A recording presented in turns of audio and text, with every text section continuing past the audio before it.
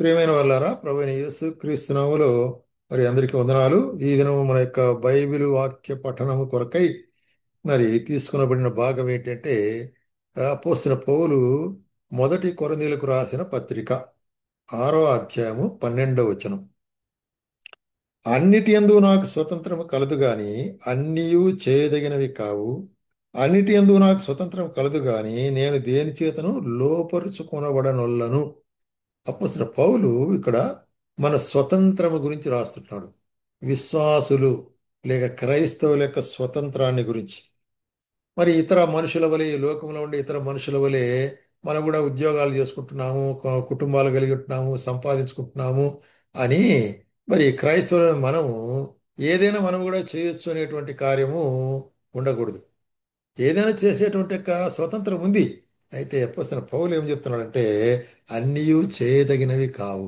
కాబట్టి ప్రియమైన సోదరా సోదరి, మన జీవితాల్లో ఏది చేయాలా, క్రైస్తవులముగా, యేసుక్రీస్తు పిల్లలముగా ఏది చేయాలా, ఏది చేయకూడదు, ఏది దేవునికి మహిమకరమైంది, ఏది దేవుని యొక్క నామము మరి దూషించబడేదానికి కారణమవుతుంది అనేటువంటి కారణాన్ని మనం యోచించవలసిన వారముగా ఉంటున్నాము. అందుకొరకే 10వ అధ్యాయంలో కూడా ఏమంటాడంటే 23వ వచనములో అన్ని విషయముల యందు నాకు స్వతంత్రం కలదు, కానీ అన్నీ చేయదగినవి కావు. అన్నిటి యందు నాకు స్వతంత్రం కలదుగా అన్ని క్షేమాభివృద్ధి కలుగజేయవని. కాబట్టి యేసుక్రీస్తు ప్రభువును విశ్వసించిన మనం మన జీవితాల్లో ఏది చేస్తే దేవునికి మహిమ, మనకు క్షేమము అనేటువంటి కార్యాన్ని మనము గుర్తిరిగినప్పుడే అది మనకు ఆశీర్వాదకరంగా ఉంటుంది. కాబట్టి ఏదో నాకు స్వతంత్రం ఉంది కదా, నా ఇష్టం వచ్చిన చేసుకుంటాను, నా డబ్బు, నా సమయం అంటే అది మరి దేవుడు దాన్ని ప్రోత్సాహపరచడు. కాబట్టి ఆయనలో ఉన్నట్టు మనల్ని ఆయన తన కృపచేత మనల్ని దినదినం భద్రపరుస్తున్నాడు.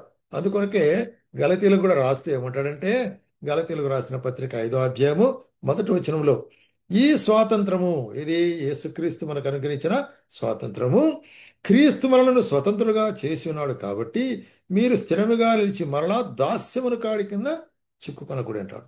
అంటే ఒకప్పుడు లోక దాస్యంలో ఉన్నాము, సాతాను యొక్క దాస్యంలో ఉన్నాము, సాతాను యొక్క మరి కార్యాల్లో ఉన్నాం. ఎందుకంటే అబద్ధము, దొంగతనము, మోసం అటువంటి జీవితాల్లో ఉన్న మనల్ని మనం వారికి దాసులుగా చేసినాడు సాతానుడు. అయితే యేసు ప్రభువు చేసినాడు, తన స్వరక్తం ఇచ్చి మనను విడుదల చేయి. అందుకొరకే సత్యం మిమ్మల్ని విడుదల చేయను అంటాడు. మీరు సత్యమునకు లోబడి. ఎవరు సత్యము?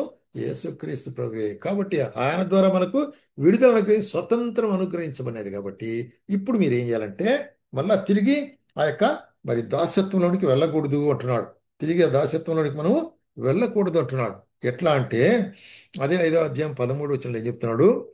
మీరందరూ మీరు స్వతంత్రులుగా ఉండుటకు పిలువబడితిరి. అయితే ఒక్క మాట, ఆ స్వాతంత్రమును శారీక్రియలకు హేతు చేసుకునక ప్రేమ కలిగిన వారై ఒకరికొకడు దాసులయండు. కాబట్టి ప్రేమ కలిగిన వారై శరీర క్రియలకు హేతు చేసుకోకూడదు. ఈ స్వతంత్రం చెప్పాను కదా, నా యొక్క ఇష్టానుసారంగా నేను ప్రవర్తిస్తున్నాను దానికి హేతు చేసుకోకుండా మరి ఏం చేయాలా? ప్రేమ కలిగి ఒకరినొకడు మరి ప్రేమించట్లో మీరు లోబడి ఉండాలట దాసులట్టే. ఆ? ఒకరొకరు ప్రేమించే విషయములో మరి అటువంటి విషయములో మీరు మరి లోబడి ఉండవలసిన వారుగా ఉంటున్నారు అంటాడు అనమాట. కాబట్టి ఇక్కడ మనం గమనించే కార్యం ఏంటంటే 16, 17 వచనాల్లో కూడా మరి నేను చెప్పున్నదేమనగా ఆత్మానుసారముగా నడుచుకోండి, అప్పుడు మీరు శరీరేచ్ఛలను నెరవేర్చరు. కాబట్టి మనకి ఇవ్వబడేటువంటి మరి అడ్వైజ్ ఏంటంటే శరీరం ఆత్మకును, ఆత్మ శరీరానికి విరోధంగా ఉంటుంది. కాబట్టి శరీరం ఆశించేది పాప సంబంధమైనది, ఆత్మ ఆశించేది పరలోక సంబంధమైనది. కాబట్టి ఏది మంచిది కాదని వివేచించవాలి. అన్ని స్వాతంత్రమైంది కదా అని అన్నీ చేయకూడదు.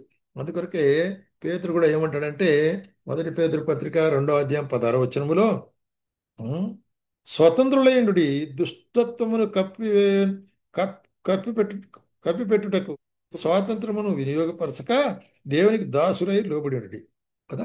ఒకరికొకరు అంటే విశ్వాసులకు ఒకరికొకరు లోబడి ఉండి దేవునికి లోబడి ఉండి మీ యొక్క మరి స్వతంత్రాన్ని దుష్టత్వం విషయం కప్పెట్టకున్నాడు. కాబట్టి దుష్టత్వం చేసి దాన్ని కప్పెట్టకుండా దాన్ని ఒప్పుకొనవలసిన వారుగా ఉంటున్నాము. అదే యాకోబు రాసేటప్పుడు కూడా 1వ అధ్యాయం 25వ వచనంలో ఏమంటున్నాడంటే అయితే స్వాతంత్రమునిచ్చు సంపూర్ణ నియమమును తేరి చూచి నిలకడగా ఉండువాడు వాడు విని మరచువాడు కాక క్రియలు చేయవాడయుండుని క్రియల్లో ధన్యుడగును. కాబట్టి విశ్వాసుడు మనము ఈ స్వాతంత్రం మనకు ఇవ్వబడి ఉంటుంది కాబట్టి మనం ఏం చేయాలా? ఏదో చూచి విని విడిచిపెట్టేవారు కాక దాని ప్రకారం నడుచుకునుట, విశ్వాస ప్రకారము నడుచుకునుట. దానికి ఒక పోలిక కూడా చెప్తున్నాడు.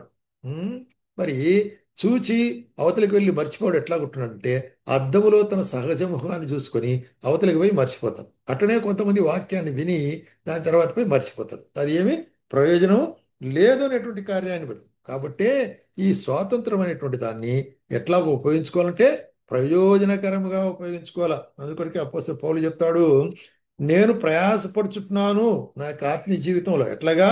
గాలికి కొట్టినట్టు నేను పోట్లాడటం లేదు. ఒకవేళ ఇతరులకు ప్రకటించిన తర్వాత నేను భ్రష్టుడనైపోదునేమో అని నా శరీరమును నలగొట్టుకొని దాన్ని లోబరుచుకొస్తున్నాను. కాబట్టి బోధించే వారి యొక్క జీవితాల్లో తమ యొక్క మరి అపోస్తలుడు పౌలు తన జీవితాన్ని పరీక్షించుకుంటున్నాడు. అనేకులకు బోధించిన తర్వాత ఒకవేళ నేనేమైనా చెడిపోతానేమో అని తను తాను అటువంటి యొక్క అనుభవం మనం కలిగి ఉండాలి. అటువంటి యొక్క కార్యం కలిగి ఉన్నట్లయితేనే అప్పుడు మన స్వతంత్రము మరి అది కాపాడబడేదిగా ఉంటుంది. కాబట్టి ఈ యొక్క మరి అపోస్తలుడైన పౌలు ఇటువంటి సూత్రాన్ని మనం అవలంబించాలి. మన శరీరాన్ని మనము నలుగొట్టుకునవలసి అనుకుంటున్నాము. ఎందుకంటే శరీరం అతిశయపడుతుంది, అత్యాస పడుతుంది, దురాశ పడుతుంది. కాబట్టి దాని ద్వారా ఏమవుతుంది మనకు?